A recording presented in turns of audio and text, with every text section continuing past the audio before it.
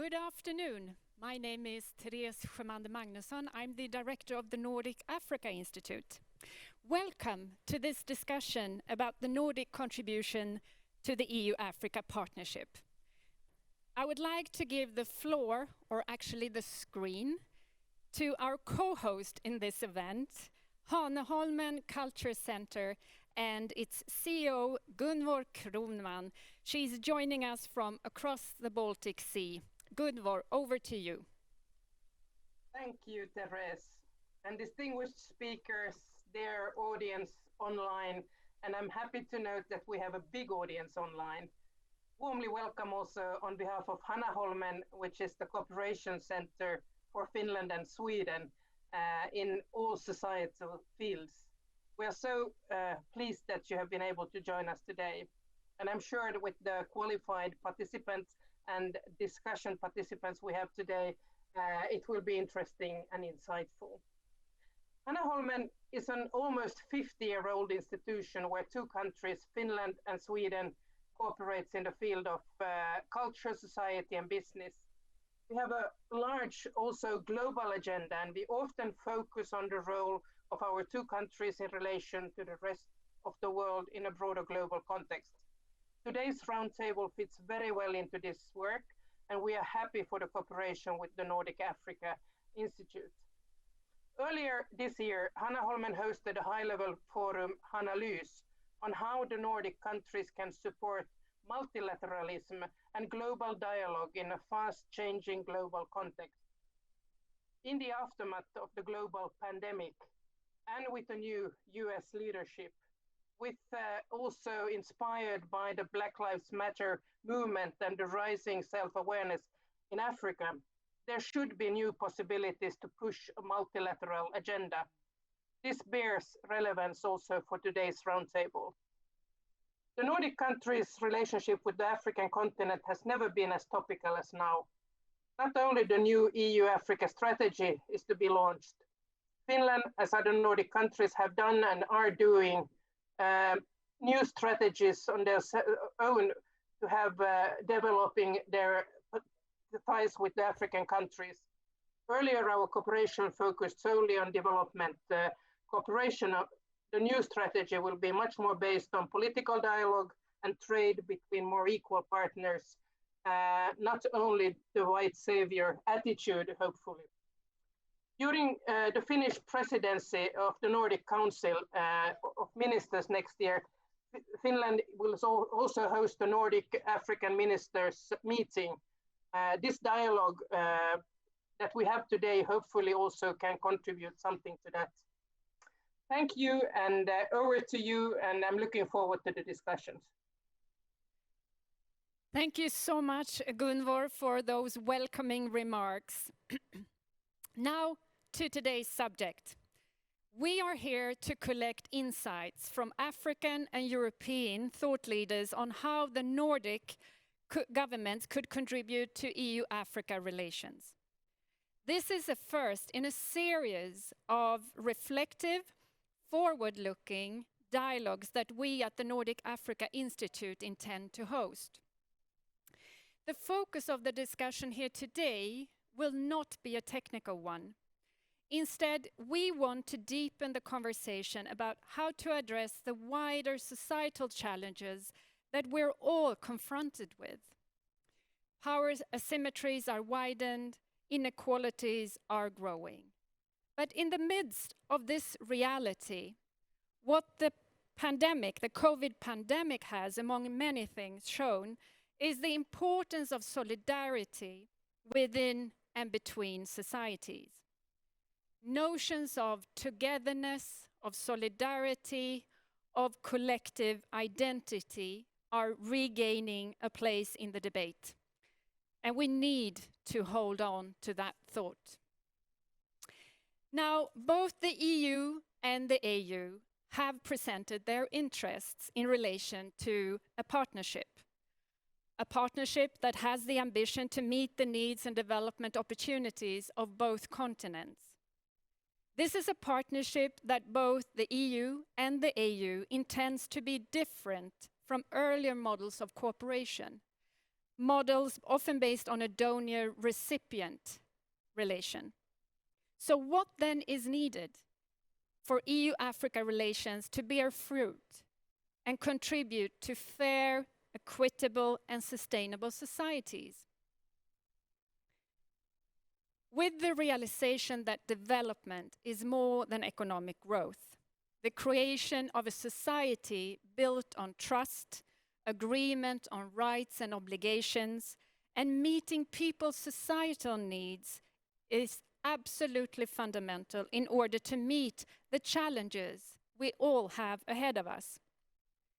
So with that in mind, we want to put the importance of establishing and investing in a social contract at the center of the discussion today. If we don't address this, we will fail to capture the opportunities for sustainable societal transformation. So I expect each panelist to put forward the issues that are critical to making the future collaboration between Africa and EU equal, inclusive, and effective. A partnership defined by mutual respect and solidarity.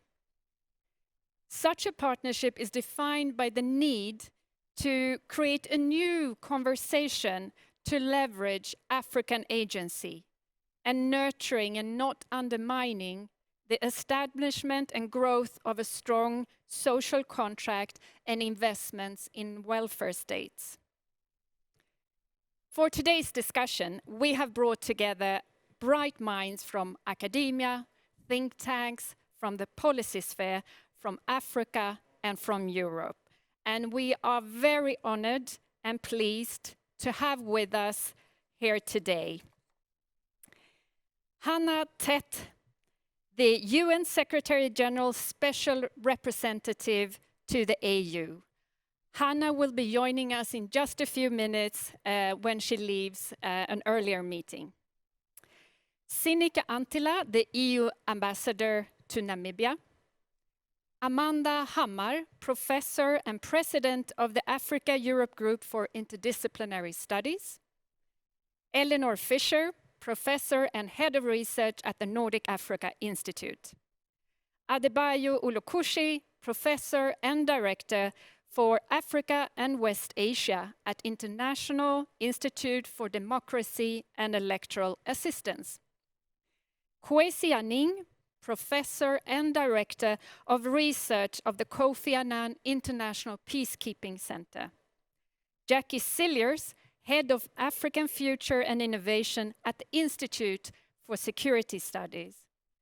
Geert Laporte, Head of the European Think Tank Group and Deputy Director of European Center for Policy Development Management.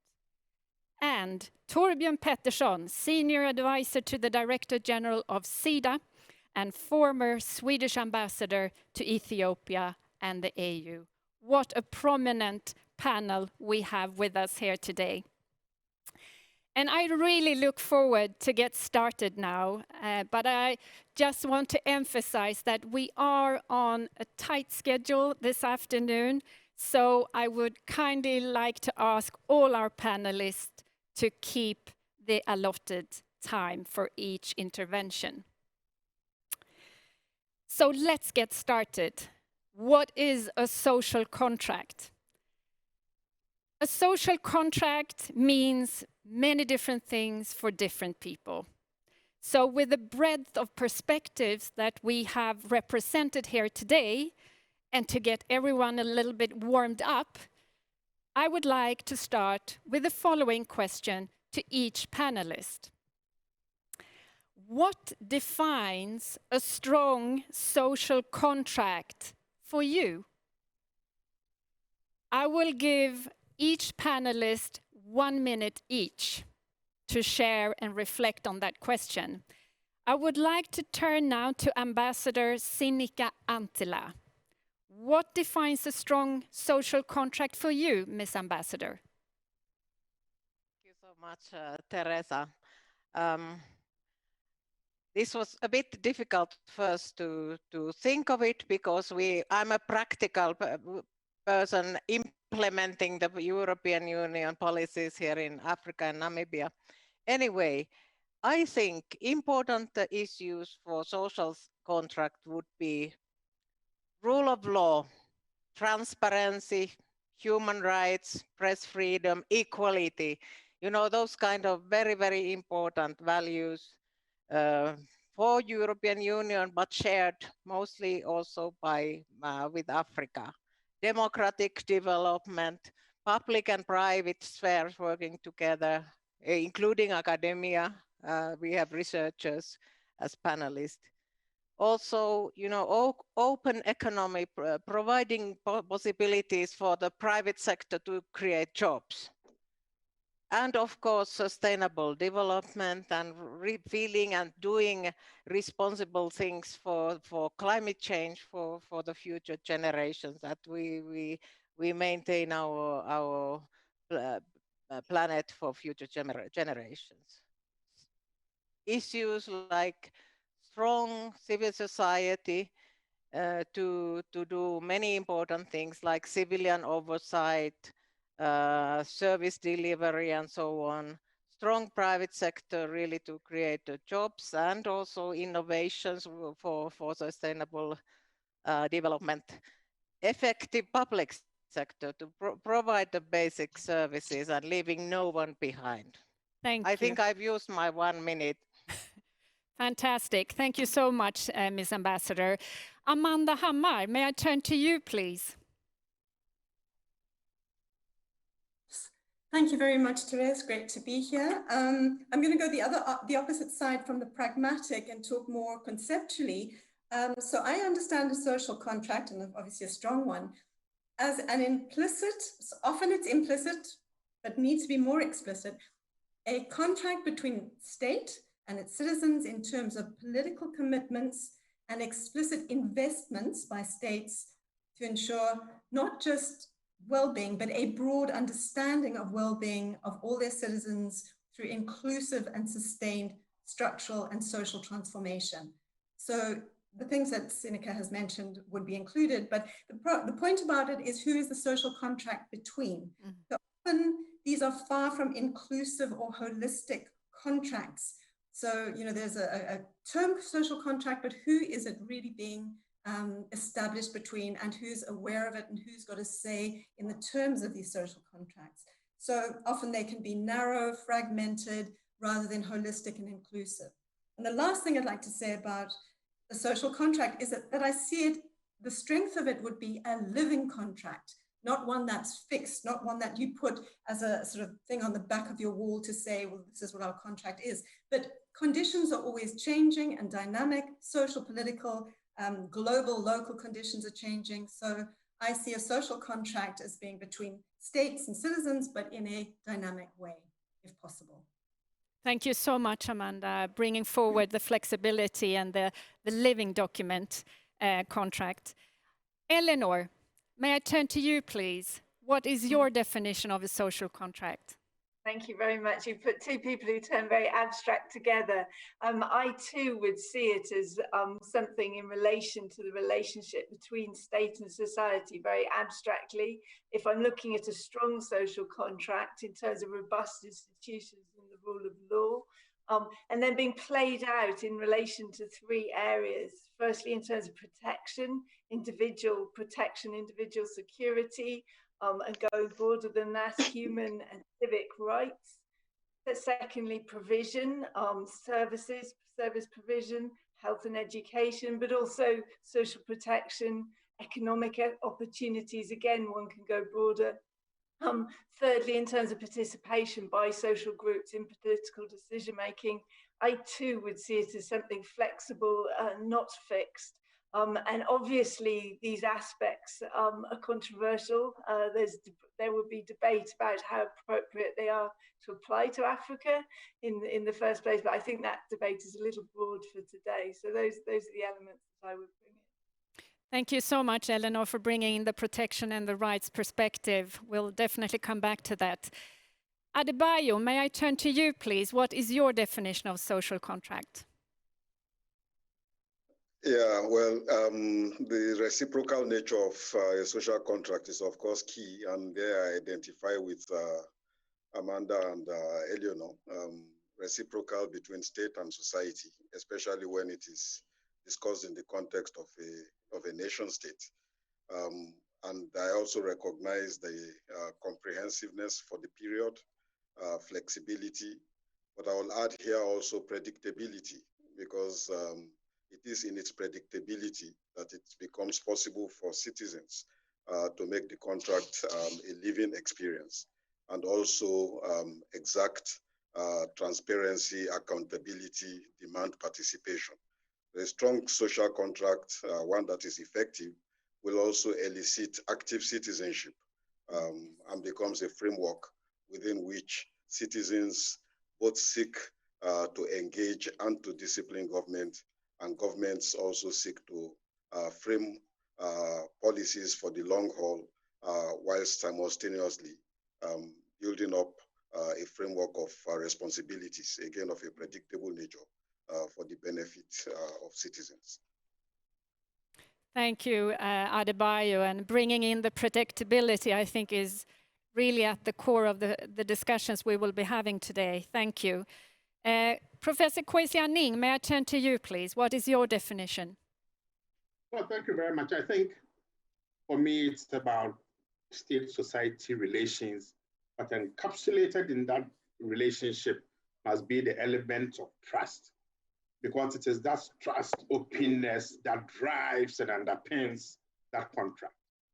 But also that we must be cognizant of the fact that this is a contract of two unequals, of the state much more powerful and of a society contesting that state to open the space within which, civil society issues of openness, trust, the rule of law will also play a role. These are not things that are always given in this contract.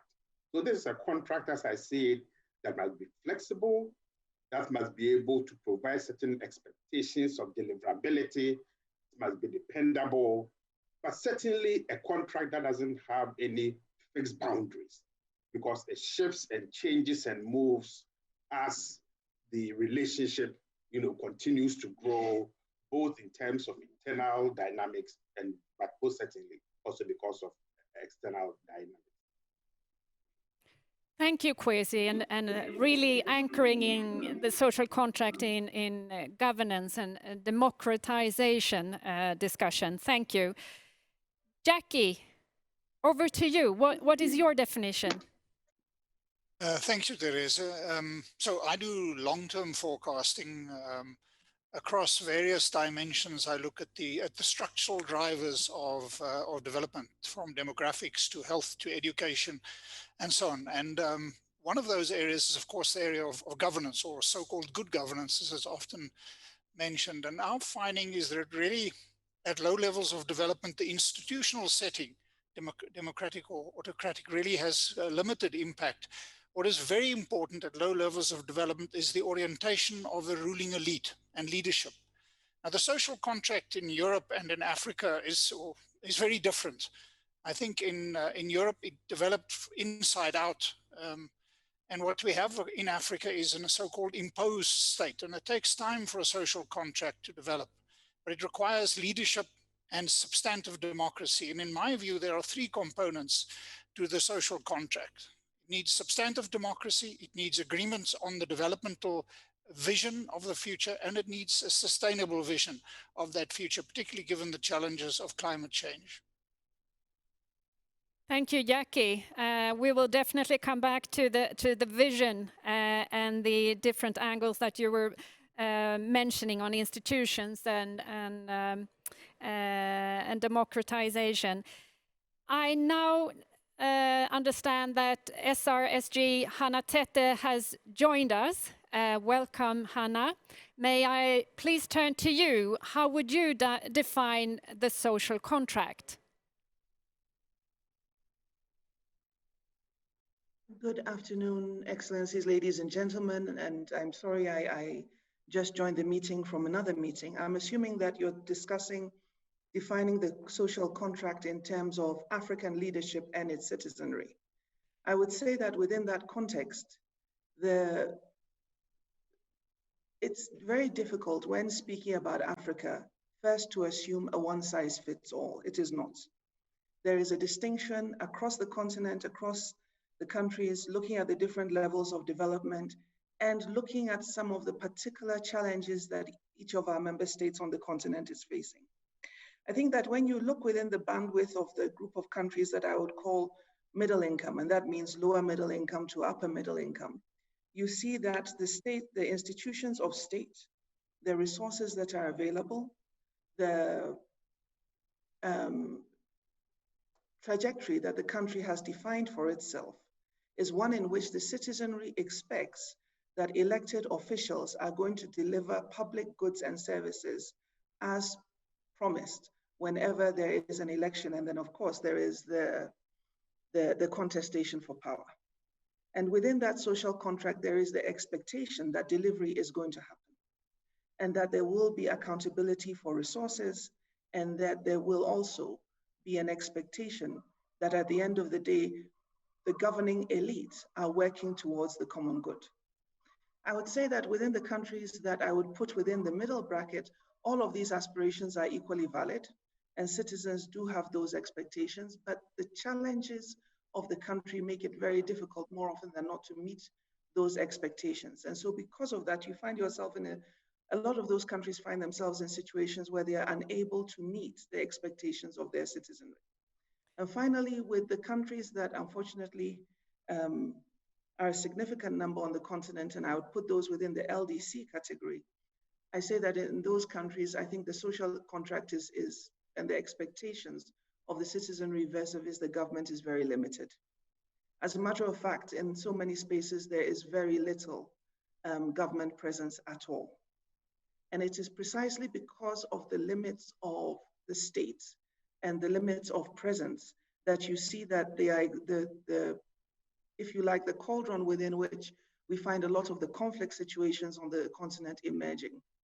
And so when you look at Africa and you look at the disparities across the continent, I think that one of the things that you have to focus on is to understand that within the context of a European Union African partnership, we should understand that it has to be focused on the different stages of development that we find on the continent in order to be responsive to those needs and aspirations. Thank you. Thank you so much, SRSG, Hanna Tetten. This is extremely important. There is no one size fits all. Thank you. We have two remaining panelists before we will wrap up this first part. Geert, what is your definition of a social contract?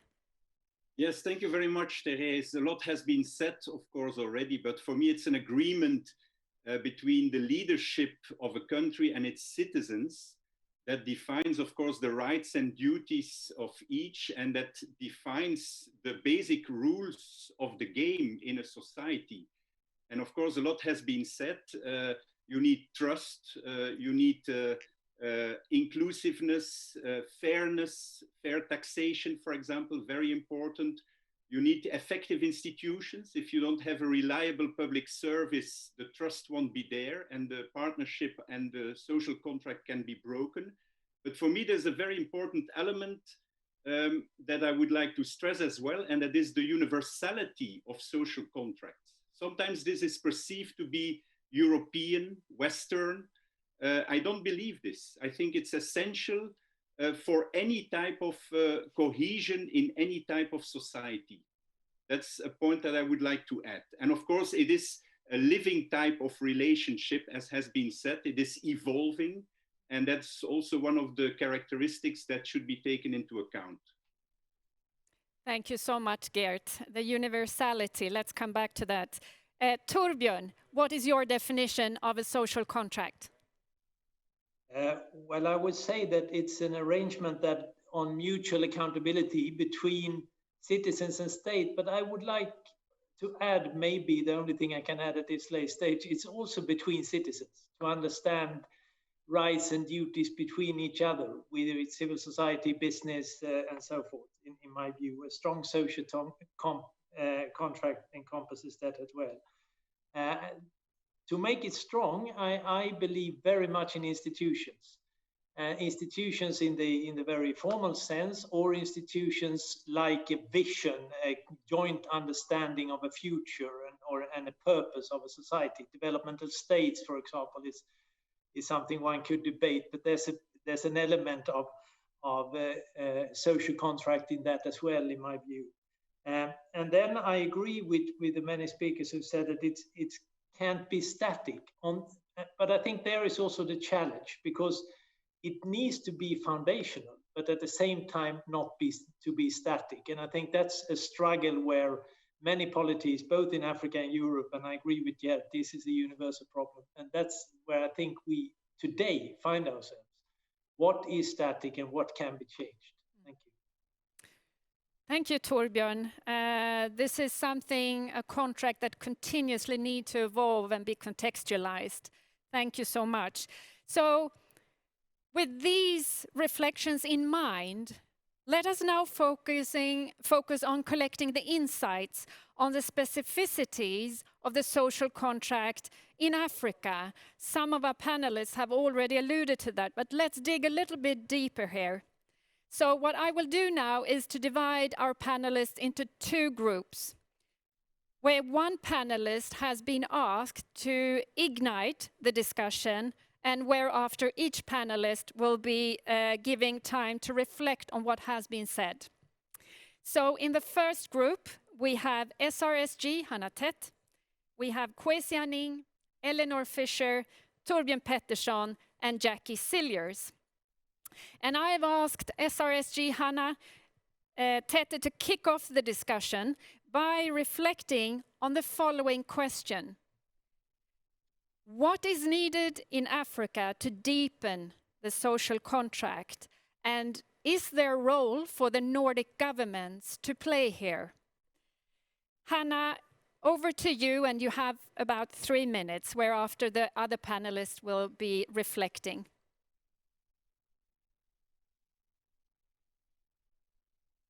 Thank you very much. And I think probably because I joined you late, I started the discussion of this question in my response to the first. But I think that with regard to the issues that you've raised, I think what this with the challenges in Africa with regard to citizenry's expectations of the social contract is the fact that we still have, to a large extent, even within those three boundaries that I have previously referred to, the fragility of state institutions.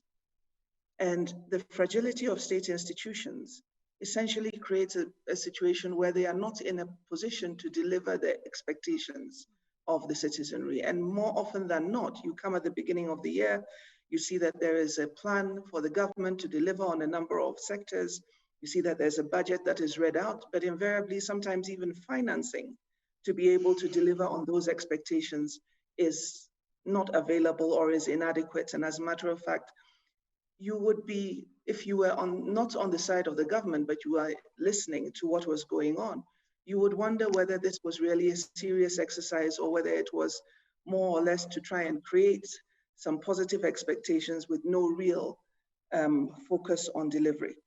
I think that one of the challenges that we need to be able to address, and that is the function, I think, of the development of state institutions and the support to the development of those institutions by regional and sub-regional organizations, is to be able to learn from each other, to see what kind of solutions work, given this different country contexts, that at the end of the day are also in a position to, are also adaptable within within other country contexts, so that in such a way that it helps to be able to promote effective delivery of governance. And I think that in a situation where we are able to have that kind of development of state institutions and strengthening of state institutions, then we will see that progress on the development side of the equation is also in a position to move ahead more substantively. When you look within the context of the EU-Africa strategy that is currently being in process, where there is the focus on green transition, digital transformation, sustainable growth, peace and governance, migration, and mobility. and you think of that as the platform for engagement between the EU and Africa, and of course the Nordic countries coming within the scope of EU-Africa cooperation, I think that it's important to focus on not necessarily what might be the priority of the European Union, which to a large extent over a number of African EU dialogues has been on migration and mobility, but to focus on those issues that really would make the most significant impact on the continent itself. And I think that if you're going to deal with that, then you should be looking more at the issues of peace and governance, sustainable growth, and green transformation and green transition and digital transformation build on those two platforms. Having a strengthened governance platform, ensuring that we are able to implement economic policies that would lead to sustainable growth. So to that extent, I think that at this point in time also, it's necessary for us to be able to look at the current situation in which we find ourselves responding to the COVID pandemic and the challenges that many African states face in responding to the pandemic. Luckily, the numbers in terms of infection have not been as significant or as large as we see reflected in other parts of the world, but the economic impact of the pandemic has been huge. And unfortunately, even though there has been the debt service suspension initiative, which creates the opportunities, which creates the space for the suspension of debt service until I think it's mid-year next year, I had the opportunity to travel within West Africa over the last 2-3 weeks with our Deputy Secretary General. We visited 5 West African countries. And the response of every government we met was on the economic side, that COVID has created significant economic challenges for all of them, that commodity prices have dropped, that there has been a fall in the service, in the returns that have been received from the service sector, and therefore the debt service suspension initiative that looks at debt suspension until mid-year next year with the possibility of it being reconsidered again at the spring meetings of the World Bank would be inadequate. And so I think that if there is a contribution to be made at this time, one of the things to be looked at is how that particular initiative can be moved forward, because without the financial wherewithal, how exactly are the governments of the different member states supposed to meet the expectations of the citizens on delivery of the social contract? And the last point that I would like to make before I would listen with interest to other panelists' contributions is that over the last year, we have also seen a deterioration in the quality of governance. And as I mentioned in my earlier remarks, the quality of governance is key to being able to deliver on the development agenda.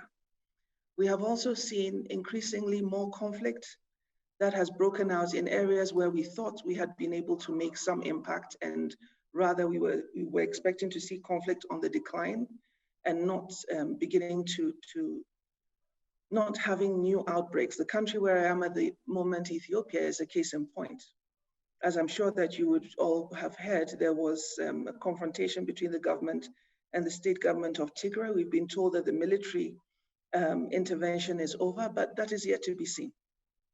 And so I think that we cannot emphasize enough the importance of moving away from a situation where maybe because of the previous trends in the multilateral space, that the focus was more on bilateral engagement and states could get away with certain actions that previously you would have had a more proactive America saying that this is not acceptable, and you would have greater Western coordination also on pushing the values of good governance, human rights, and so on and so forth.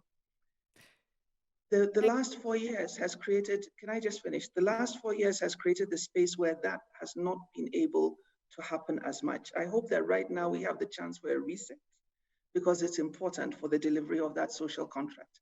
Thank you. Thank you so much, SRSG Hannah Tete, for those very important words on finding ways to address true impact and questions at heart. May I turn to Kwesi Aning, please? What is your reflections now listening to Hannah?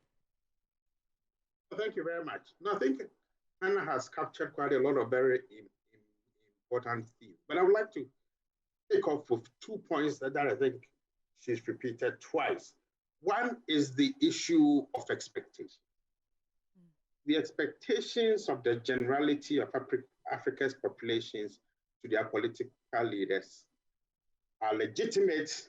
Unfortunately, in their bid to win political power, political leaders create false expectations that they themselves know that they will not be able to fulfill when they get political power. And therein lies the point about building trust as a part of the contract. That when you predicate your drive to attain political power on falsehoods, that creates problems. The second good point about Hannah relates to the fragility of state institutions and by extension, the capacity of the state to exhibit its capabilities in the nooks and crannies of its territorial control. And here we are beginning to see ways and forms in which traditional systems are beginning to fill some of those gaps, and more often than not beginning to get more credibility in delivering the social welfare goods that ordinary people. But Hannah makes a very great point about the reversals in governance. And across the continent, we are beginning to see quite disturbing trends where, so some of the positive developments that we have seen in terms of elections, demographic growth, strong institutions, civil society's roles, the much more open, responsive behavior by our security forces are all beginning to be undermined in very deliberate, disturbing ways that threatens people's livelihood and by extension also undermines the contract that we have been talking about. Now, COVID created an opportunity for quite a number of African states, even with all the difficulties and the weaknesses, to regain part of the trust of their citizens. What can the Nordic countries do? Certainly helping to deepen the issues of governance and building much stronger institutions that are reflective of the aspirations of people. Thank you, Professor. Bringing in the strengthening of institutions and the role that the Nordics could play. I will now turn to Eleanor. Please, may I kindly ask you to also be cognizant of the time. Eleanor, what are your reflections? Thank you. Yes, I was thinking about this before the discussion, reflecting on the areas that Hannah Tete has outlined in the comprehensive strategy with Africa, reflecting also on the emphasis about welfare democracy and the contribution of the Nordics.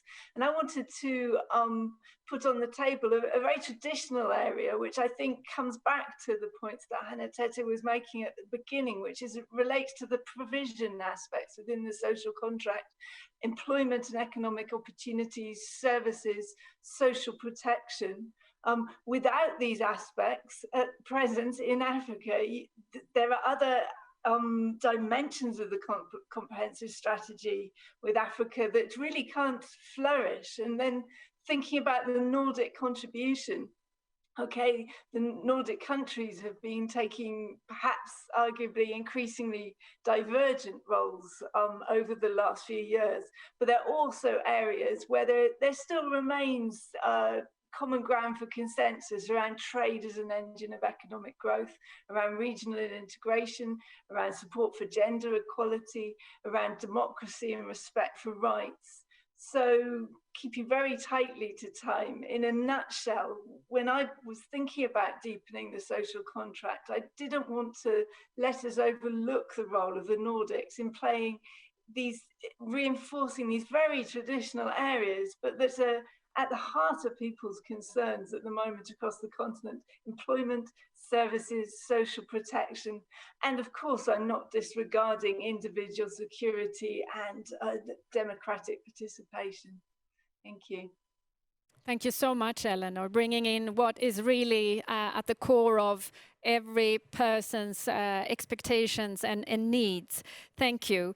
Torbjörn, what are your reflections on what we have heard so far? Thank you very much. I think SRSG Tete made some very valid points, and I'm sure the EU-AU discussion will, of course, be affected by COVID and what's happening right now. But I would like to pick up on the fragility of state institutions, thinking about the social contract and where I think we can make a difference. I think that Sweden is, I mean, and the Nordic countries generally, Sweden, Finland, but also Denmark and Norway are considered in high esteem because of our quality of government across Africa. I would say, I've often met that reaction working in different countries. The high levels of trust, the low levels of corruption of our state institution is something which stands out. And I think we there have something that could be a core. I think it goes for all of the EU as well in comparison, but maybe specifically for the Nordics. So I think that would be an area for us to contribute to the current challenges, where I agree with Hannah Tete on which challenges we face today. I think it's also very connected to getting out of zero-sum politics. I think the problem for Africa was they had very strong social contracts coming from a liberation movement, whereas, at least speaking for Sweden, which I know best, we didn't have much of a social contract at all. So we have to kind of mold it through negotiations, to compromise, and then it became a very strong institutionalized social contract, which I think today is helping us a lot. And I think that's an experience that is unutilized in our cooperation and work together with African partners. Thank you, Torbjörn. Important reflection to bring in what we have learned from a sometimes difficult path.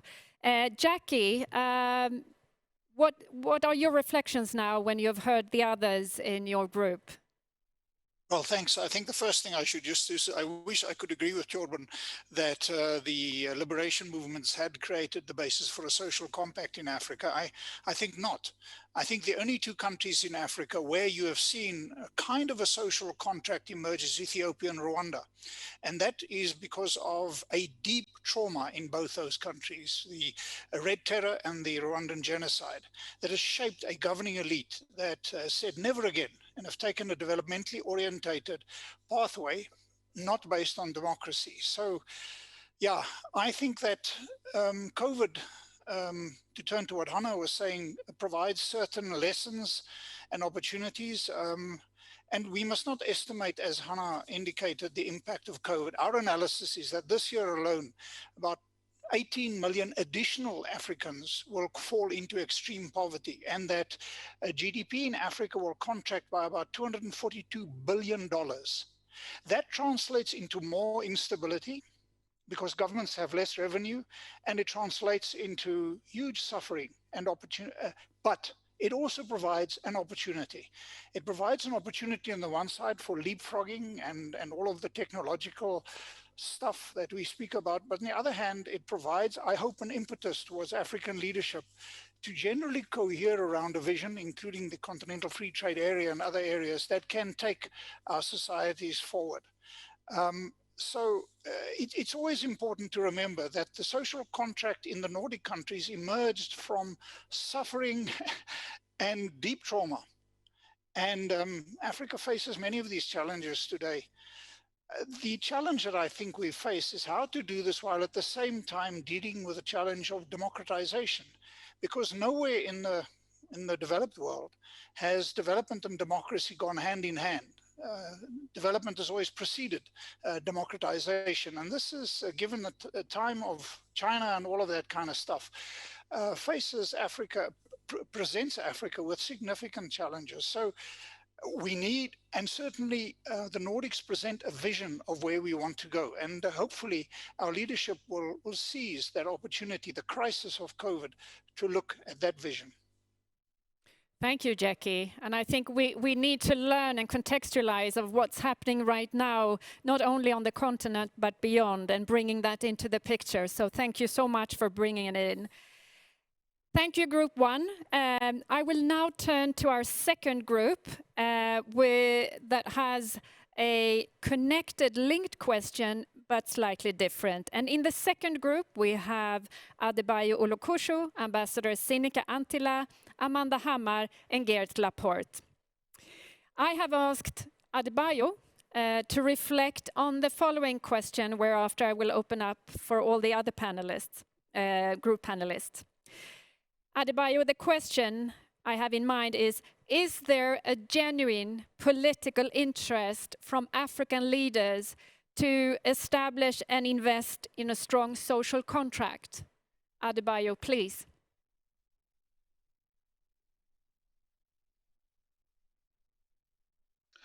Yeah, thank you very much. I spent a bit of time thinking about that question because the political will itself often begs many other questions once you begin to pose it as a starting point in a conversation. Look, my take is this, that the idea of the social contract, the social bargain, of a social compact between state and society is an innate property of every political community. It's not the monopoly of any one political community.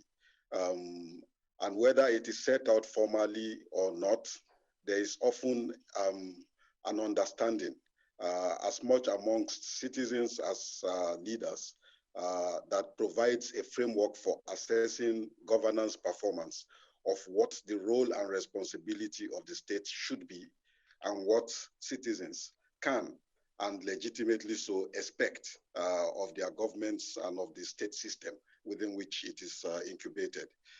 So from that point of view, I think I'll differ slightly from Yaki to make a slight connection between the two, that although social compacts may go into crisis, and we have seen a crisis of a social contract in Africa over the period of the last 50, 60 years of independence. In fact, every society to be governable, every system to be governable at all has to be underpinned by the idea of a reciprocal relationship between state and society, between government and citizens.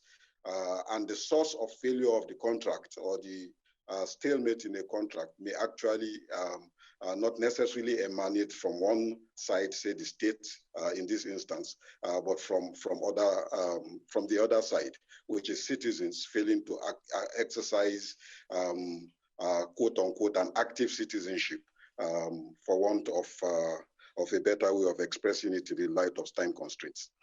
Now, the will itself, the political will of leadership, is connected to a multiplicity of factors. I would argue that one important element is a sense of history and a sense of responsibility that emanates out of history. So here, let me connect again with Jackie, that of course moments arise where leadership takes on the responsibility of saying never again, for example, or never again shall we be exposed to the kind of indignities that we have been exposed to historically. We have seen flashes of that on the African continent, from Kwame Nkrumah to Samora Machel to Thomas Sankara much later, but we have not seen this established on a very consistent basis across a wide swathe of countries.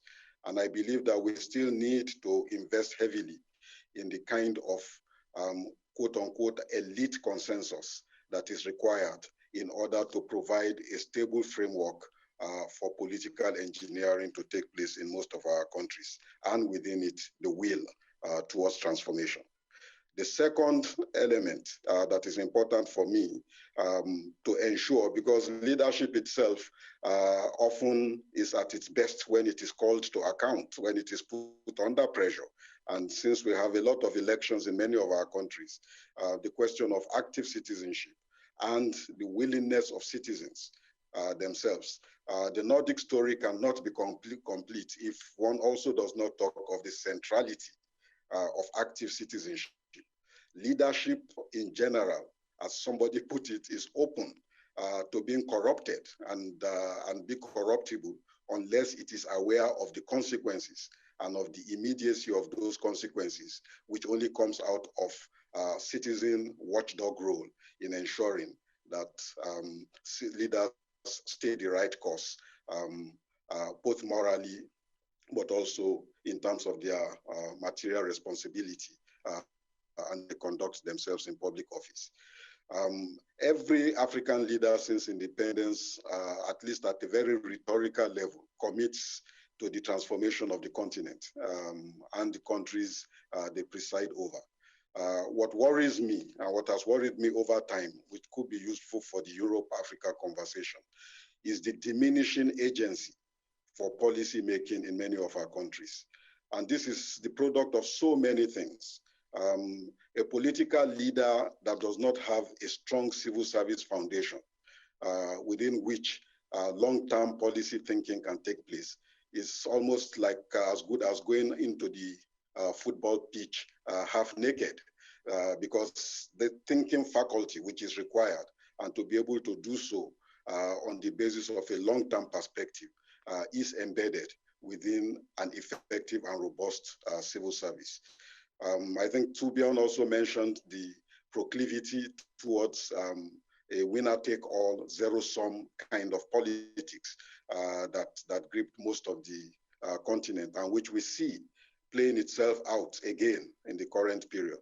That zero-sum approach needs also to be replaced in many countries in order for the kind of will that is needed to mobilize society for transformation to be achieved, needs to be tempered seriously in a way that again enables the loser to live to fight another day and the winner to be able to affirm the legitimacy of their victory.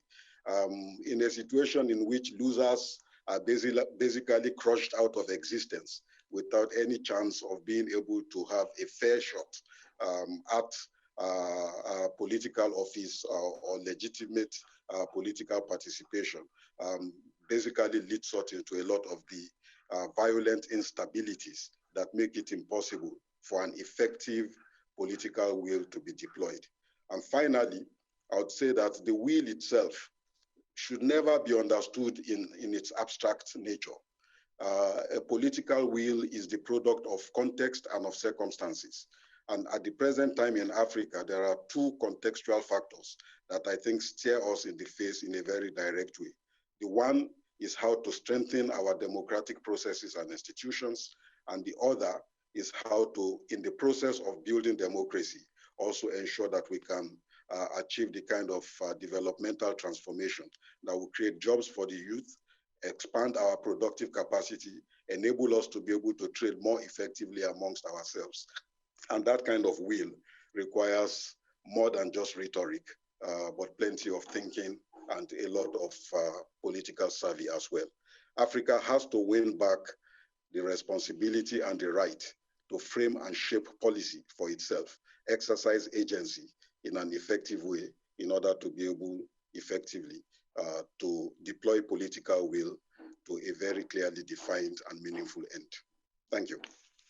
Thank you, Professor Adebayo, for those very important words. And we will come back to African agency, but the active citizenship, I like that. I will now turn to Ambassador Sinikka Anttila. What are your reflections, please? I agree that this was a very difficult question.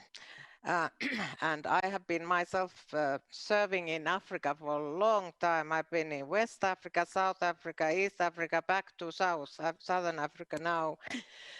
And it has to do with what we discussed in the earlier group, you know, that maybe the fragility of state institutions is an impediment really to implement the very good policies. That I would say that European Union and African Union policies are quite along the same line in many respects. But then when we come to the issue of implementation, then we come to the bottlenecks of state institutions, rule of law, democracy, the active citizens, or its lack, press freedom, and that kind of issues, and we come to the quality of leaders. So I would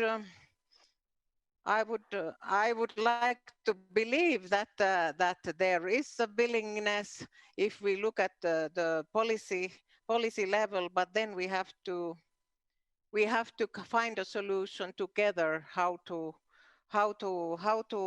overcome the bottlenecks. And there was a lot of discussion on the institution building through development cooperation. For a long time, we've been trying to do institution building through different means, first sending out what we called bilateral experts to sit in the ministries in Africa, then doing projects, then doing structural adjustment, budget support. Institution building is difficult. Thank you. Thank you so much. I agree with you. Institutional building is a very long-term process and involves many, many components and have to be flexible during the implementation. Amanda, turning to you, what are your reflections? Thanks very much. And thanks, Bio, especially for putting the politics of the matter on the table. I mean, the one thing about African leadership in that question altogether is, you know, the question of, is there a genuine political interest by African leaders? Of course, and sort of building on Bio's point, there is no single African leader. Are there standardized forms of leadership? So very much contextually, we have to understand, you know, what's at stake in these moments, and what kinds of dialogues and what kind of partnerships are productive. So this idea of rethinking, or not rethinking, or thinking more openly about what we mean by African leaders and African leadership, and who African leaders are representing and in which fora is very, very important. So when one is considering who one is dialoguing with, who one is partnering with, the question of representation to me is really important. And that goes back to a lot of what, again, Adebayo is emphasizing on active citizenship. So in the social contract definition, I had written down but didn't mention, of course, it's the responsibilities and commitments and promises from the state, but also from citizens. So I think the idea of seeing African leaders in the abstract, I agree with Adebayo, is problematic. Being much more realistic and more contextual and more understanding the diversities of that and historicizing these conditions of African leadership must change. I mean, I'm Zimbabwean and I've watched what leadership has meant throughout the last 30 or so, 40 years. And it's taken on different meanings depending on what constraints there are, what moments of possibility there are. So it's more or less trying to understand African leaders' interests and will in a much more realistic, contextualized and politicized way, and how this is called upon, challenged by this notion of active citizenship. That's what I'll say for now. Thank you, Amanda. Very important point that I'm very happy that you brought to the table about the contextualization of African leadership. Thank you. Geert, over to you, your reflections on what has been said in this group. Yes, a very pertinent question, of course. I think what we need to do is to move beyond the rhetorics and look at concrete practice. And it has been said already several times, it is very easy to make a commitment towards social contracts and towards inclusive societies. These are words. And I think at a certain moment, we need to look at the practice. And there you need political economy analysis to really dig a little bit deeper.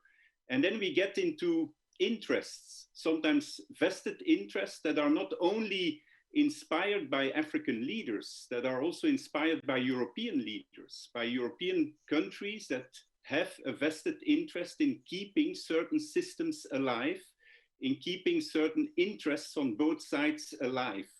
And this is one of the, what I would call mutual responsibilities. And we are talking now here about African leaders.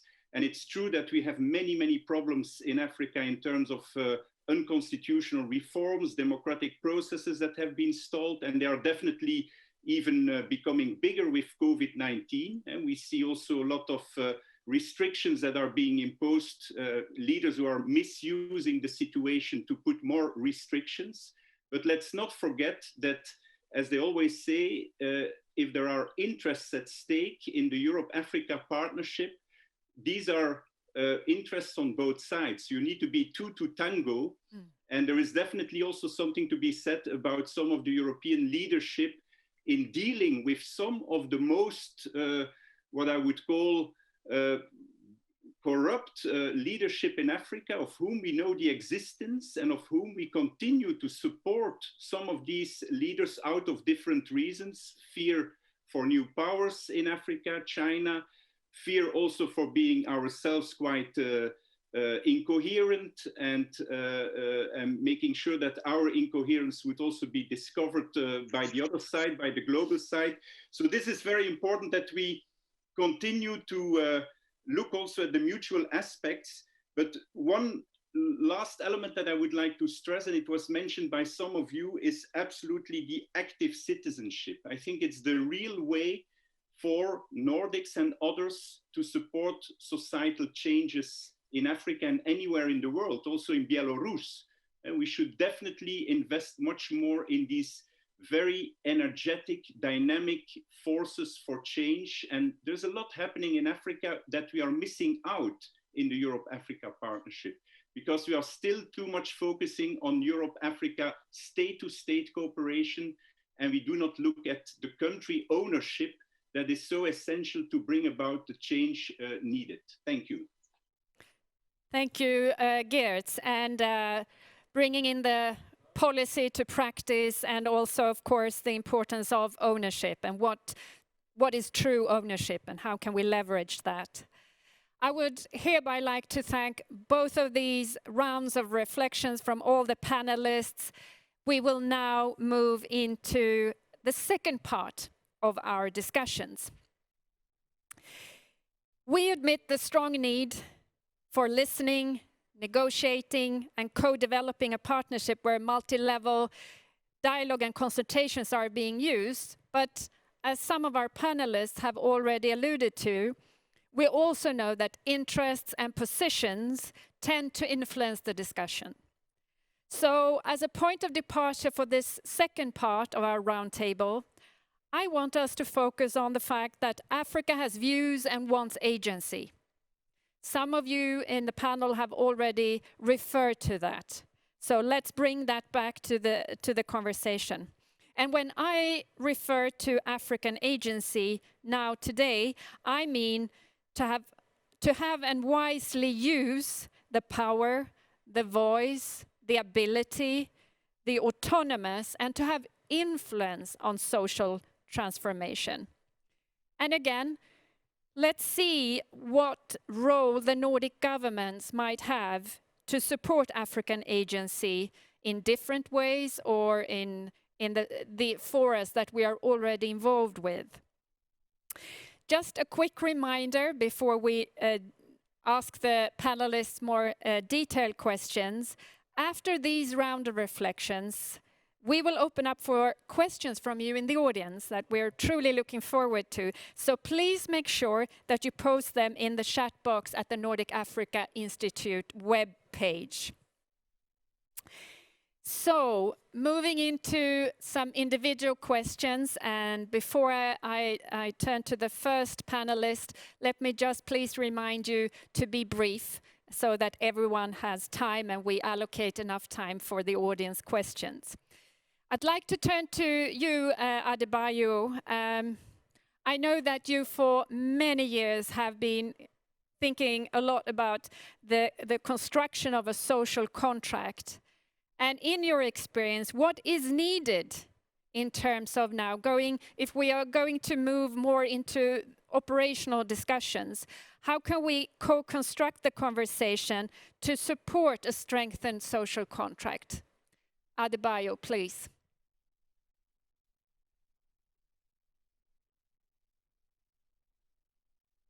I think you're on mute, Professor.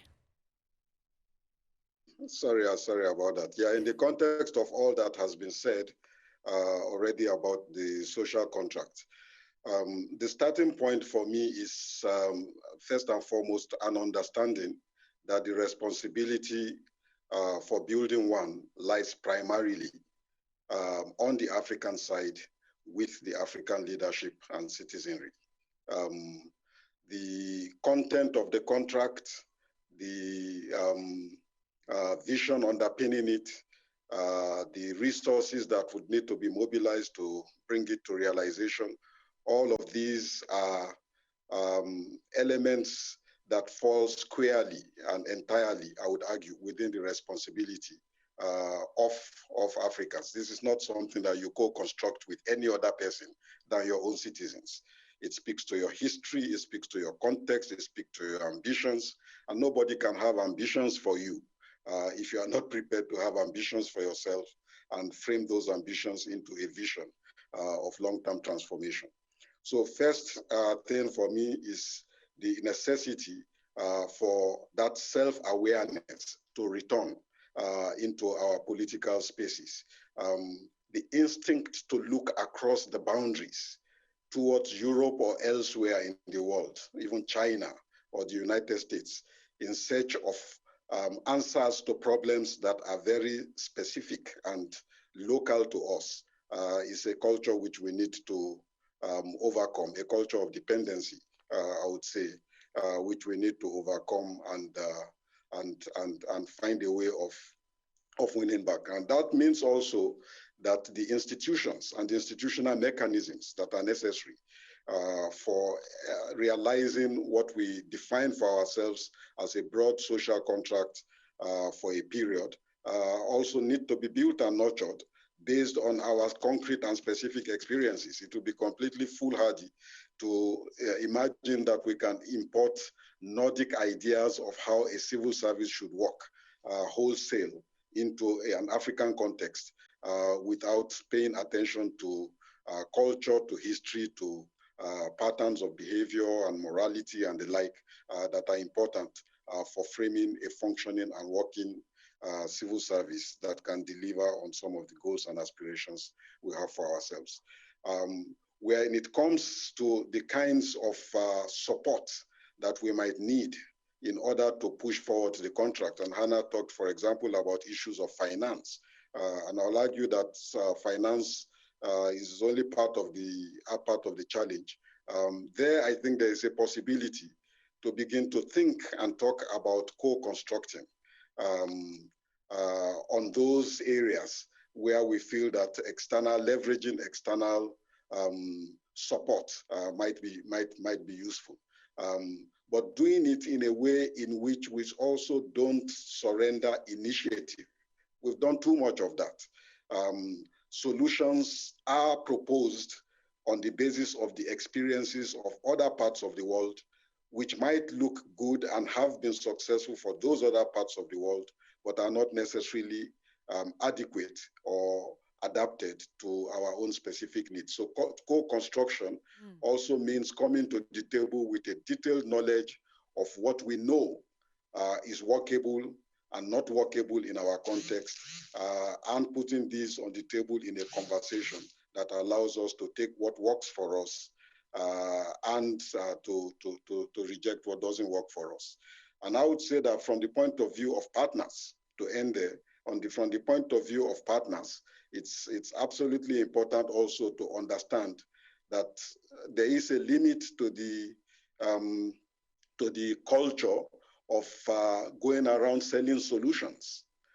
There has to be a limit to that culture of going around and selling solutions.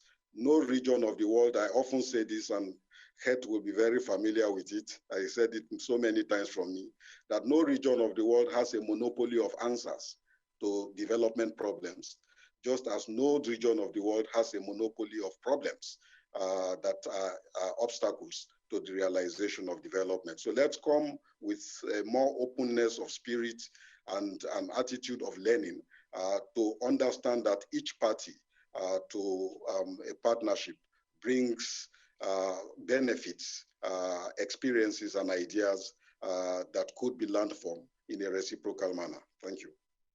Thank you, Adebayo. And building on what you're saying now, I'd like to turn to Gert. You have been very much involved in preparing for the dialogues between EU and Africa. And based on what Adebayo is saying, and with your experience, how should the conversation between EU and Africa be constructed to better understand the complexities of domestic reform and incentives for change, the contextualization, Gert? Yes, thank you, Therese. I think what Adebayo said, do not sell solutions. Of course, I fully agree with that. Does this mean that the European Union and the Nordics cannot present certain elements of social contracts that could be useful for other societies? Maybe yes. I think it could be interesting to learn from each other. We can learn also from other social contracts elsewhere. And in the EU-Africa partnership, what I would see as a role for the European Union, and particularly the Nordics, is to stress very much, first of all, the construction of a partnership that goes beyond the traditional donor-recipient relationship. And I know that this is easily said. It is also mentioned in all types of strategies. We want a partnership of equals. But let's be very honest, we will never have a partnership of equals if we are stuck to the same type of aid logic as the one in which we have been working now for so many decades. And I think the Nordics have a role to play there.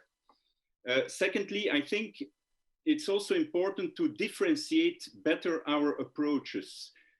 We still talk a lot in Europe about Africa as if it is just one country. We have so many differentiated approaches that are needed in Africa to deal with the different countries, but we are not yet there. We don't have that differentiation in our ways of working with the different African countries. Thirdly, I think we should reach out to the new drivers in society. We've said this already, a whole range, a mix of multi-stakeholder actors who are so dynamic and willing to take responsibilities, but who are not reached at this very moment. And last but not least, let me also say that if you want to have a say on certain changes, policies changes in certain countries, you need to lead by example. And I think also there, the Nordics could lead by example in tackling some of the old-standing problems that the European Union always has had in the relationship with Africa, namely the lack of policy coherence, the double standards that have been applied. And I think there is something to be said for the Nordics to push much more in Europe these agendas of coherence. And there I'm sometimes a little bit puzzled. I'm sometimes a little bit puzzled about the role that is being played. I believe that the Nordics could invest more in the European Union system than they are sometimes doing at this moment. The multilateral system is fully supported, fully backed, but in the European Union, I think your role could be more visible. Thank you. Thank you, Gert. And you're touching up actually on my question for Torbjörn. So let me turn to Torbjörn now, because this is an excellent bridge into my question here for you, Torbjörn.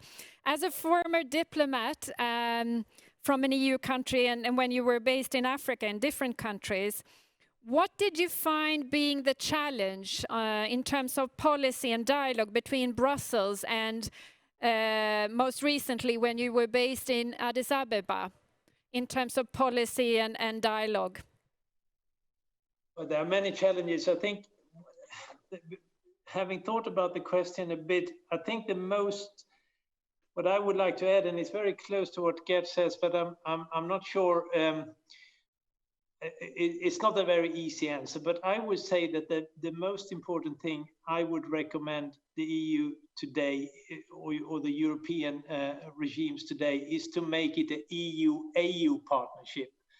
At the end of the day, there are institutions that has to agree on these things, and I think there's a challenge today that we have with the old Cotonou agreement, with history, a lot of kind of bilateral agreements and understandings and double standards that are really the important ones to many Africans. And what you do in Addis Ababa in the AU is more of a talk show, if I just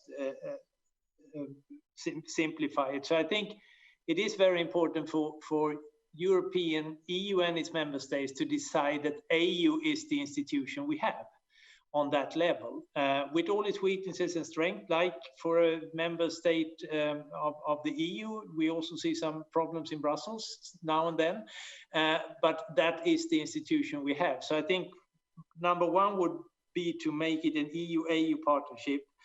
And then I agree that it's easy to say, but I still do it, that we need to go beyond the transactional approach to this agreement and focus on joint problems, global problems, multilateralism, climate change, the youth gap. It's bigger in Africa than Europe, but we have it there as well. Identity politics taking over. These are common problems where there is no right answer, but they affect each of our two continents and they affect the relationship between them. So I think that one has to do as much as we can to focus on that kind of issues, to kind of walk the talk of making this something new. Because at the end of the day, it will be very, very difficult. And we have heard the challenges from Anna and others. Of course, a lot of the actual discussions will be on economics, on how we can support the donor-recipient thing will be there.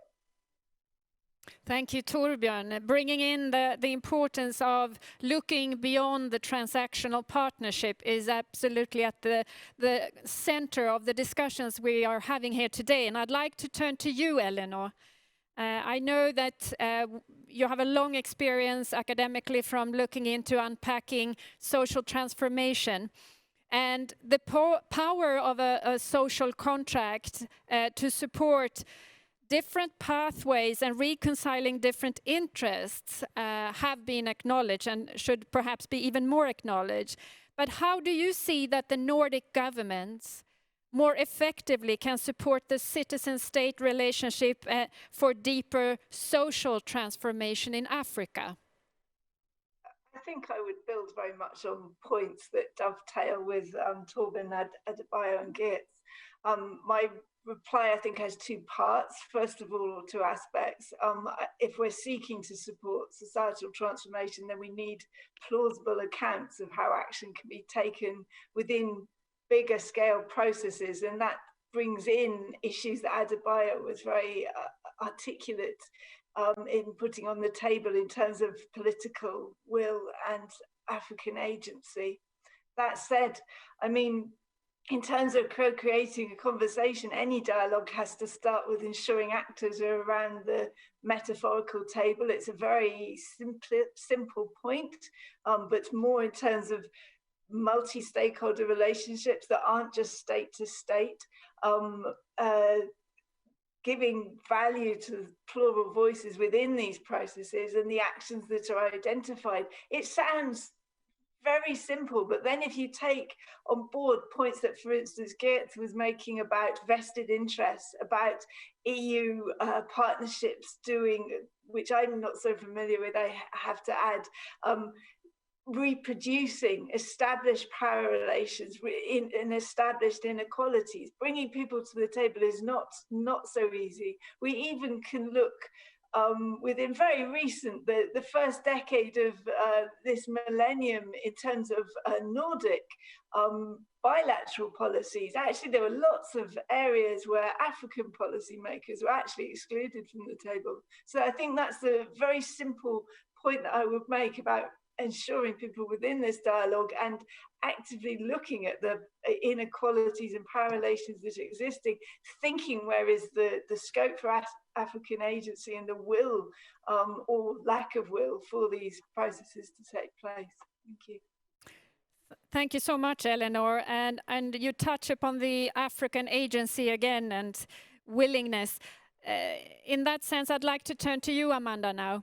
As a Zimbabwean, how do you understand the notion of African agency when thinking about a more productive dialogue between Europe and Africa around the question of social welfare on the continent? Thanks very much for that. Yeah, you bring up the word social welfare for the first time because we've been talking about social contract for most of this discussion. But before I come back to the welfare question, just to say, I also understand how I understand agency, similar to what you raised, Therese.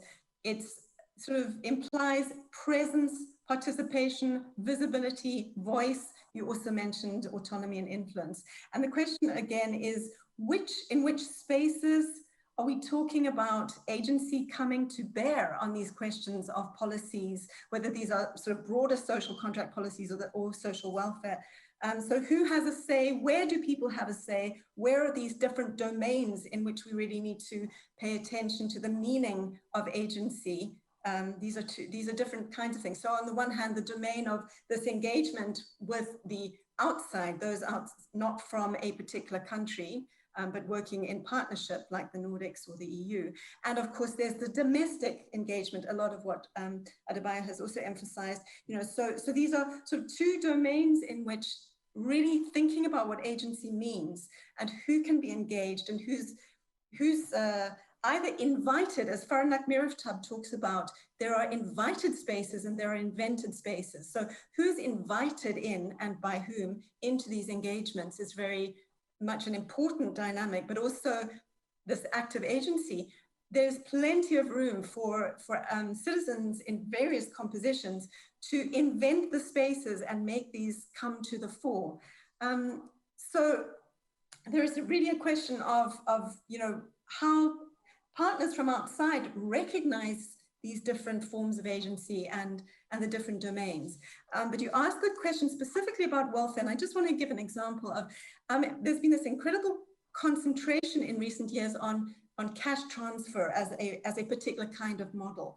And I think I would recommend to people to read a recent article by Jimmy Adesina, who's very, very critical of the way in which this kind of model has been transferred and it's been merchandised, so to speak, this kind of oversell.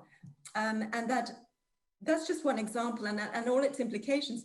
And one of my own experiences from working with the Nordics in my years in Zimbabwe, in the government of Zimbabwe, working on rural water and sanitation policies and so on, is that there was always a sense of listening, as you mentioned, listening, much more openness, much more less insistence of a particular practice and a particular policy direction from the Nordics then, for example, by contrast, the World Bank.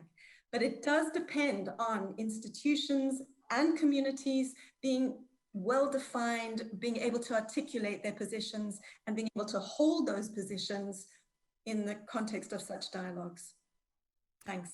Thank you so much, Amanda. I'd like to build on what you're saying and turn to SRSG Hannah Tete now, because all of what we're talking about here in African Agency has to do with leadership. And I know that, Hannah, that's a topic close to your heart. So my question for you to reflect on is really what is needed to build a more effective leadership with the aim to invest in a social contract in Africa. Do you have any reflections on that? Thank you very much. I think that even though I recognize that there are challenges with the level of capacity of institutions across the continent, and I agree with Adebayo's point that you can't necessarily import models into other countries and they may not necessarily be effective. I think that one of the things that we probably haven't talked about yet is the fact that values, ethics, integrity are universal.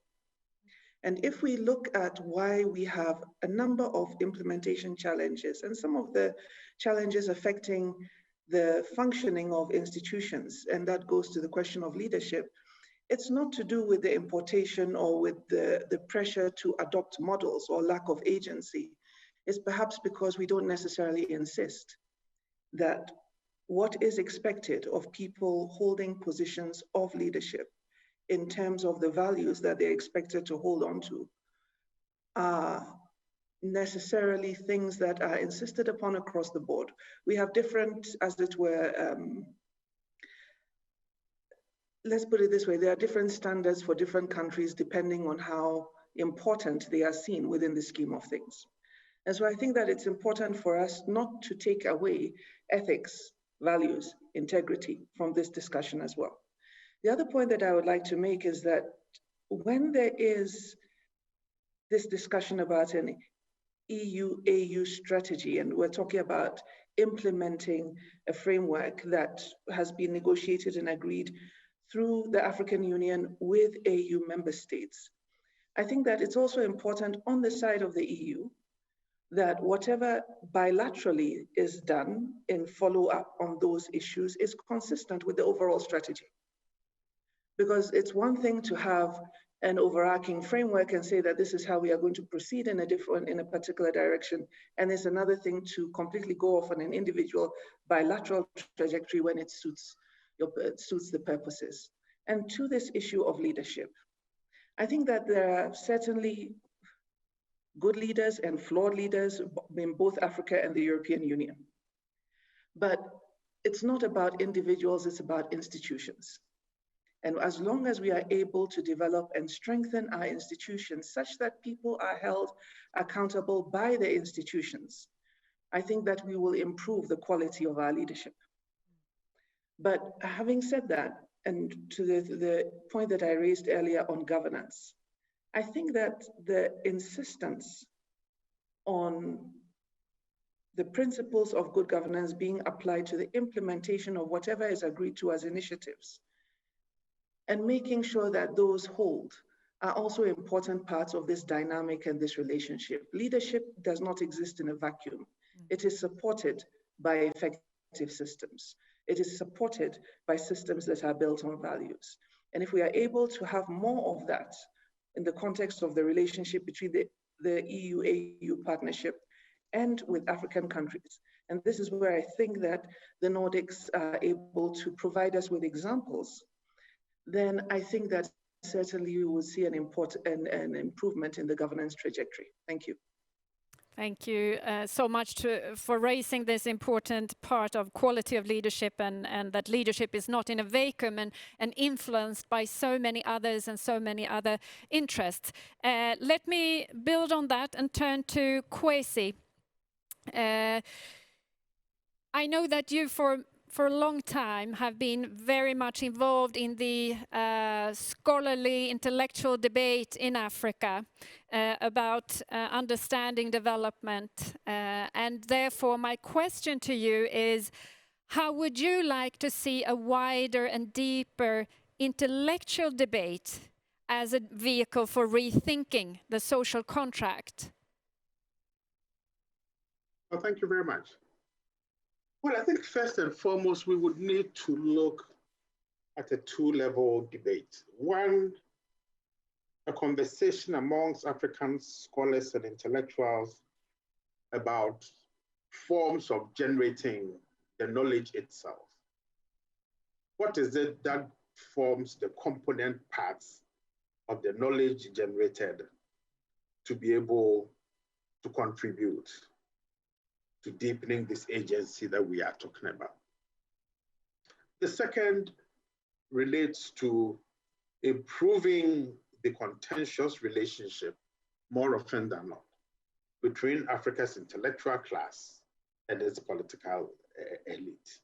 There's a certain reticence on the part of Africa's political elite to use locally generated knowledge as part of the input for the policy-making process. And I think here, Hannah remembers several of our conversations about, ECOWAS, which was very useful and was very unique in the sense of African political leader, using African institutions and the knowledge that they have to help in the policy-making process.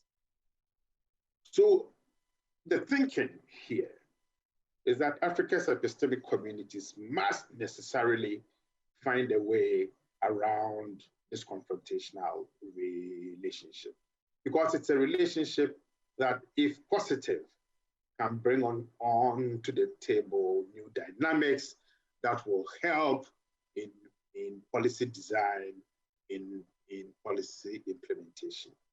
Unfortunately, possibly with the exception of Jackie's institution. There are very few institutions on the continent that are actually used, referred to, consulted, and whose advice consistently are sought. So we need a change and a shift in the thinking process, but most certainly, better partnerships amongst Africa's own intellectual groups will also be very useful in ensuring that we build the strengths necessary to be able to engage. Thank you, Kwesi. Shifting the partnerships and broadening and deepening that. Thank you. And Sinikka, Ambassador, I'd like to hear your reflections from your long experience as being a diplomat, having those kind of arenas to understand the potential of a social contract and influencing leadership priorities. And for having lived in Africa for many years and representing the Finnish government, what unused potential did you see that would support a strengthened social contract? Okay, thank you so much. About the social contract and space for it, I believe strongly that we indeed need a strengthened multilateral action between the European Union and Africa, and I find that the EU-Africa summit and a new partnership that we are building up now is an opportunity for this. We need to take into account what already came up in the discussion. Even we need to invest in our dialogue with Africa, and we need to do it in a proper way by listening, like somebody said, that the Nordics know how to listen, and I think that is important, and also bringing the values in that discussion. And of course, the basis for this is that EU is close to Africa. We are neighbors. We have rich social, economic, and political links, and we should. I sincerely hope that we find a way to build stronger alliances with Africa, even in areas which are a bit delicate, geopolitical issue like the role of China, but we should be able to discuss those. And of the unused potential of the Nordics, well, Nordic countries have really strong relations throughout long time with Africa, and these are positive relations. So that's it's an asset, and we Nordics were supporting independence struggle, fight against apartheid, and so on. And I still feel that we have not used this to the extent possible. And now, there is a born-free generation here now. They are not even aware of all this. So, and then our areas where we are strong: gender equality, Green Deal, our values, our rule of law. Bring those issues to the dialogue. Thank you. Thank you, Ambassador, and bringing in the long history of Nordic engagement on the continent. Jackie, you recently published a book called Africa First that I had the pleasure to read.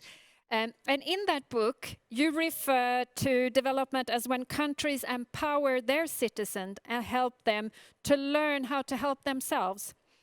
But is that possible without a strong social contract, a contract between the state and citizens? Thanks for the kind words about the book. I don't believe it's possible. I think so much has been said that I would like to respond to during the last hour and a half. It's a bit difficult. I will hold myself in, but I think the simple reality is that without strong, good governance, a strong, good social compact, Africa will struggle to develop. a strong central government is literally a prerequisite for development. And lots of talk about, the private sector will develop. Well, the private sector becomes important once you're at upper middle, high income levels of development, not at low and lower middle income levels of development. The phrase about development being about independence, in actual fact, comes from many conversations I had with the ambassador of South Korea here in South Africa, who makes he published a great book, by the way, who really makes fundamental points about the importance of communities seizing ownership of their own developmental future. Now, I think it was Amanda who mentioned the issue of social grants. 18 million South Africans are on social grants. It makes a tremendous difference to extreme poverty and to inequality in South Africa, no doubt, given our history, legacy. But we are creating in South Africa a class of dependence. We're very different to the kind of development is about independence, about empowering yourself that Korea and others embarked upon. And this is the problem. If you, it goes back to the examples of development assistance that has been mentioned. German development assistance is about giving work to Germans. Swedish development assistance is about empowerment and giving responsibility to others. It's just a different mindset and approach about how things could be done. So, yeah, this issue of an agreement of where we want to go in Africa and what we want to achieve and where we want to end up is absolutely critical in our understanding of building a society. It will emerge, as Ade and others have said, from a domestic understanding of what needs to happen.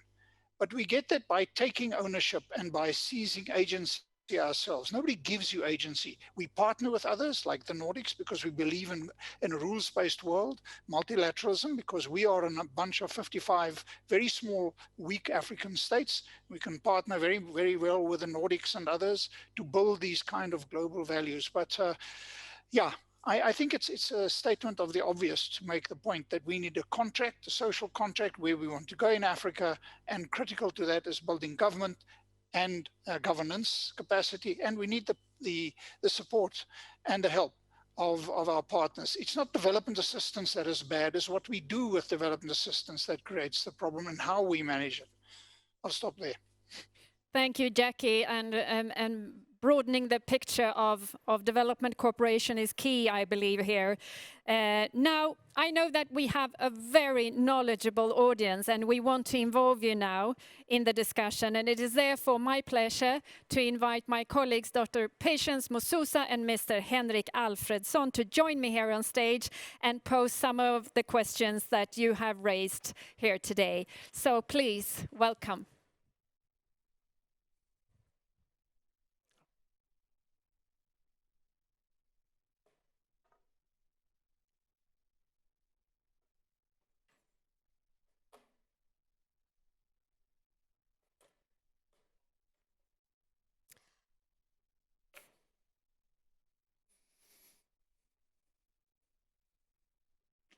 All right. Thank you for posing all these questions for this very interesting discussion. We have a question, actually two questions that are directed to SRSG Hanatete, and they're about inclusion. There's one from Quivin Ndomo, a migration researcher from Uvascular University, and Diana Matson from the Nordic Africa Institute. And both of them ask, how about inclusion as a bottom line for a strong social contract in society? And how do you, and given the sort of very uneven development, particularly the role of women and sexual minorities on the continent, how does one build a much more inclusive, substantive representation in this setting?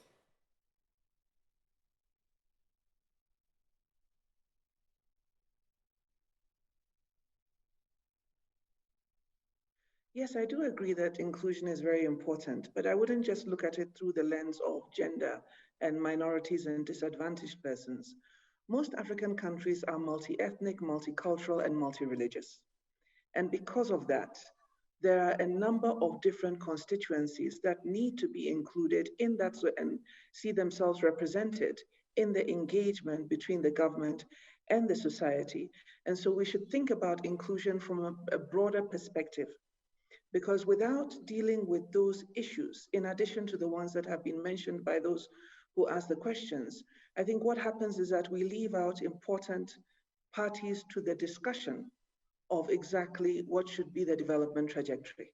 And so I would say that it is an important bottom line, but I think that it is much broader than what has been referred to in the question.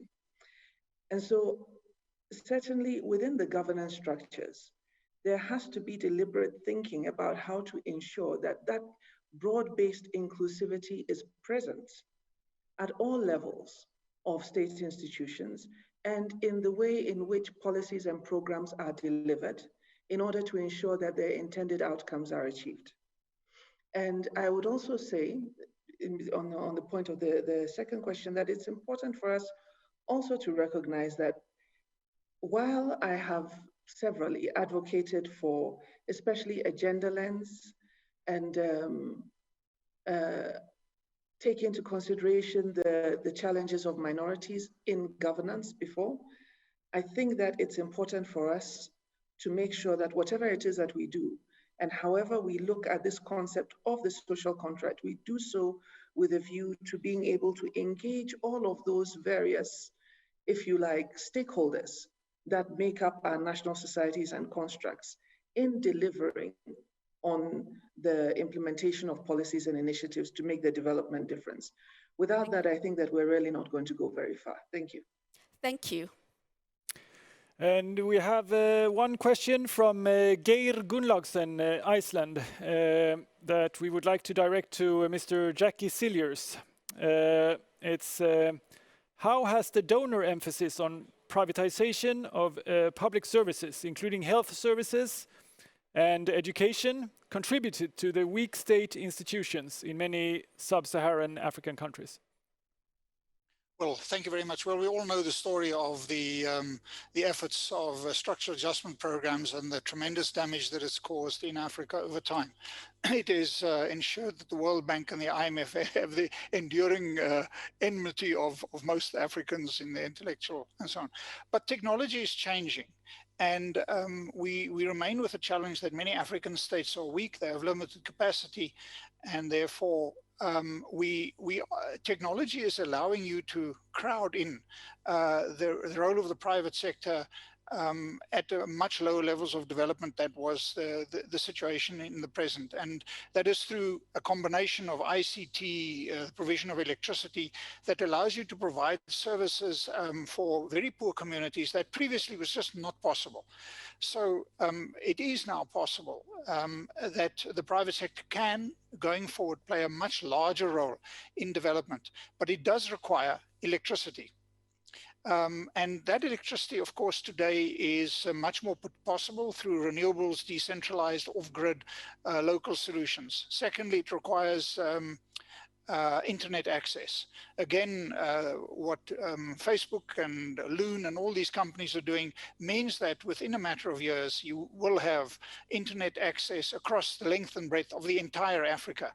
And if governments invest in using that provision of basic electricity and internet access with, of course, many other things, it can create new ways that we communicate and empower ourselves and empower local communities.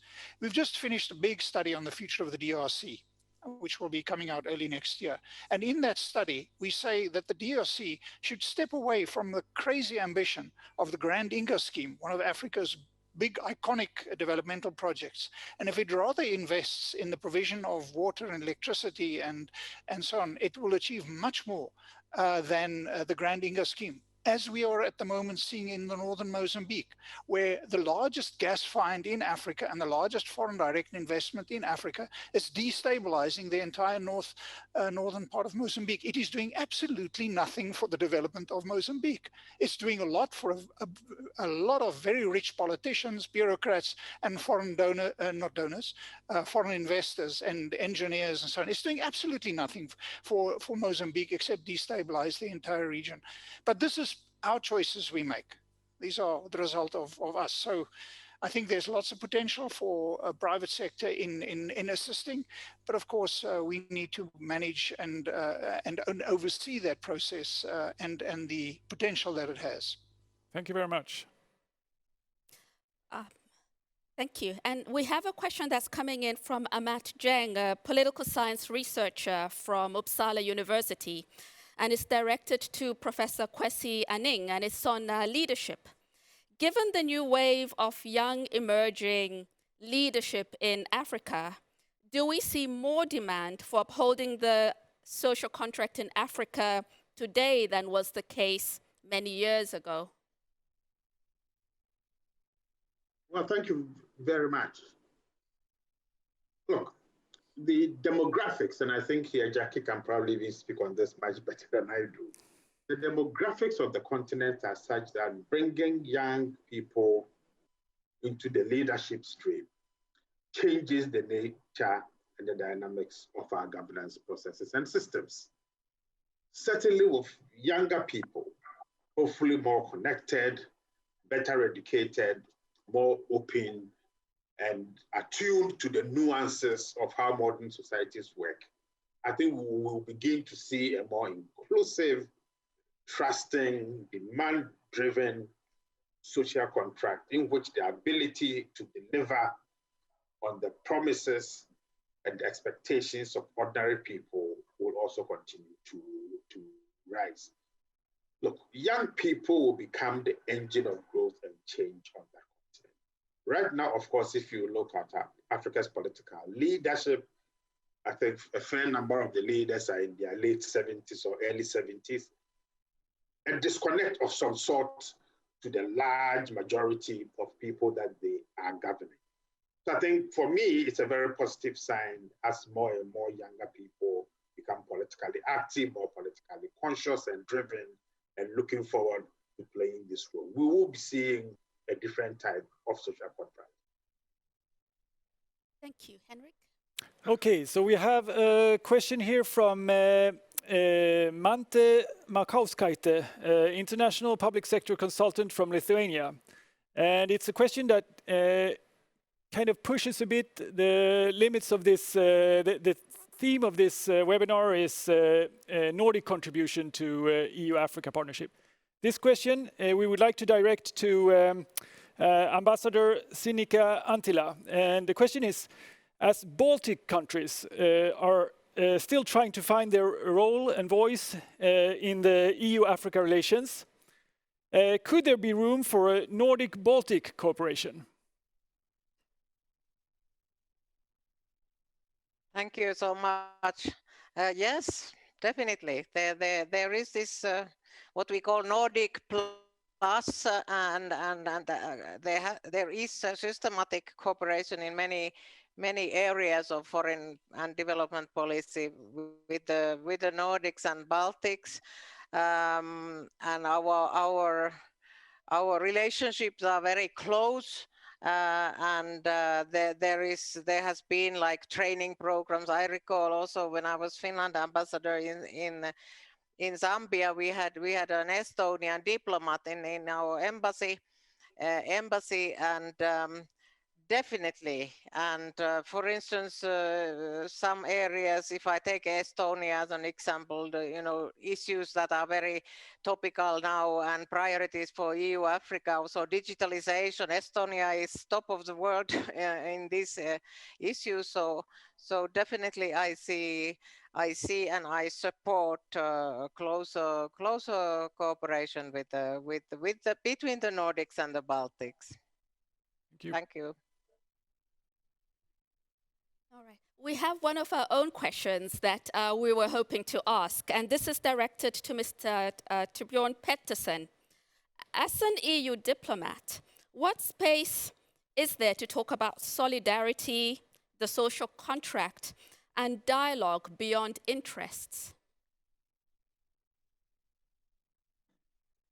Thank you very much. I think my experience now drawing on working with the African Union and Ethiopia predominantly, there's a lot of opportunity for that. I see that the talk, and course, that doesn't always mean implementation and reality. But when it comes to the dialogue between the two bodies, the EU and the African Union, as well as within the EU circles, it has for many years, I would say the last two summits that I oversee, been very much on the right track, so to say, from where I wanted to go, that we are talking more and more about partnership, about issues that was mentioned in the question. To me, it's a structural problem. Where is the real power? I mean, there's a lot of, and I think Gert alluded to that, there's a lot of double standards in how individual member states, and if I may say so, not being quoted, sorry, in Brussels, and talking to the African ambassadors, going to Brussels to get this or that, and being very transactional compared to the talk, the diplomatic talk between the two unions and the representations they have there. So I would say there's a lot of room for the kind of discussions we have today. Thank you. Thank you. I think we have room for at least one more question from the audience. And this one is from Jürgen Levin, researcher at the Nordic Africa Institute. And it links to previous questions we've also raised about leadership. But this one turns it a bit around. And we would like to direct this question to Professor Adebayo Olukoshi. So the question is, why so much focus on leaders? Is it not Parliament that should be the place where important debates and decisions are made? Professor Olukoshi, I'm sorry to have to say also, now we're running a little bit short of time, so if you could be quite short in your answer. Okay, thank you very much. Well, my own definition of leaders and leadership also includes Parliament. I don't think of leaders and leadership in terms of a single individual, but rather of a category that has responsibility for shaping public policy and also mobilizing a citizenry for the attainment of a set objective or a vision that is agreed upon. So leadership for me is a much more broad-based concept than perhaps the sense in which it is commonly used to refer to a single individual as a leader. I think that whole notion of leadership focused on a single individual has been one of the big problems for properly understanding development on the African continent. And in some respects, it's actually a fiction. Thank you very much. Very interesting. So thank you for everyone in the audience who posed all these interesting questions. Unfortunately, we have to leave many of them in the chat unanswered because now time is running out. And we will come back to this topic again in a series of seminars and webinars in the future. But now we have to wrap up. So I hand over to our director, Therese Sjömander Magnusson. Thank you so much, Patience. Thank you, Henrik. And thank you to our audience who posed all the important questions. Your Excellencies, friends, colleagues, we have come to an end of this roundtable, and there is a wealth of knowledge and experience and insights that has been shared. I think we've had a genuine and a reflective discussion among all of our prominent thought leaders here today. There are, of course, many takeaways. I will just say and share some of mine briefly regarding the social contract where we started off the roundtable. There is no one size fits all. That's very important to remember. There is also a message that we need to learn and evolve with time, and the notion of active citizenship was mentioned and how that has to nurture a social contract. In terms of the African agency, I think we all agreed that that is absolutely fundamental, but it is important that Africa takes that leadership. That leadership also involves willingness that has to be seen in different contexts, circumstances, and move beyond rhetorics. In terms of the Nordic contributions to the dialogue between EU and Africa, a few points were raised, among which some were the following. Let's have as a starting point the joint problems, the challenges we're all experiencing. Have that as a starting point to deconstruct and co-construct the conversation. Also important that the partnership looks beyond the aid logic, and I think that's a topic that we should dig deeper into in future conversations. And one message was also brought to the front that let's all gather around the topics where the greatest impact can be achieved. All in all, I think what was concluded was that there is a need to contextualize and reconceptualize the social contract to ensure its wider meaning and value to the state-citizen relationship. With that, I'd now like to hand over to our co-hosts, Hanaholmen Culture Center and their CEO, Gunvor Kronman, for some final remarks. Gunvor, please, over to you. Thank you so much. And it's been a fascinating discussion, or I would almost say conversation, that has been really insightful. I think we will bring a lot of these issues forward in other kinds of coming events, but I also have just a few personal takeaways that I was picking up. And first, as a disclaimer, really many of these insights that also were mentioned as African perspectives equally could be Nordic perspectives when I reflect on the relationship between the citizen and the state. The notion of improving the relationship between African intellectuals and political leaders, I think, was something that for Nordics is a good takeaway to bring into a future dialogue. And coming to the Nordics, the notion of being able to listen and focus on practice, as well as not abandoning development work, but instead being open to do it in a different way. The reflections around the quality of leadership, that it's not about the individual, but it's about the institutions and the ability of institutions to being able to hold individuals accountable was another good insight, as well as the multilateralism as a cornerstone also in the EU-Africa dialogue to go forward in developing our neighborhood.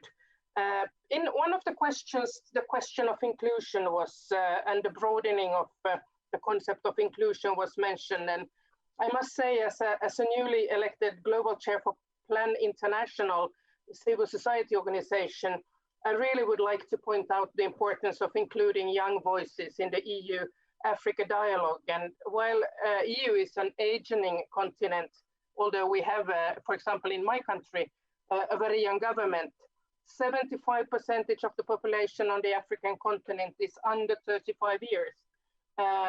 I think we need to find ways to get these voices heard. Also, during the COVID crisis, we've seen very clearly that gender equality and the situation of girls' rights and women's rights have taken big steps backwards. Also, this is an area where focus needs to be put in the future. There is a part two in this cooperation with the Nordic Africa Institute, which takes place next year, March the 18th, where we have a ministerial dialogue between EU Commissioner Jutta Urpilainen, who's been in charge of negotiating on behalf of EU, the new strategy, and the Finnish and Swedish Ministers of Development Cooperation, Ville Skinnari and Peter Eriksson. And this dialogue will focus on Finland's and Sweden's priorities and strategies going forward in the EU-Africa relationship. I would also like to thank the host and the co-chair who's been doing a marvelous job. Thank you, Therese. Thank you so much, Gunvor. Thank you for those concluding words.